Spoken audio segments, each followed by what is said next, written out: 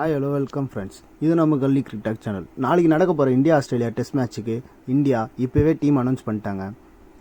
பிருத்வி ஷா, மயங்க் அகர்வால், புஜாரா, கோலி, ரஹானே, விஹாரி, சஹா, அஸ்வின், உமேஷ், பும்ரா, ஷமி.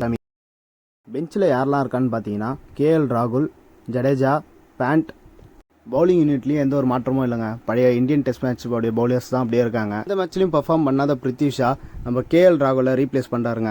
ஒரு கன்சிஸ்டண்ட்டான இருந்த பேட்ஸ்மேனை இப்போது பிருத்வி ஷா எந்த அளவுக்கு ரீப்ளேஸ் பண்ணுவாருன்றது தெரியல.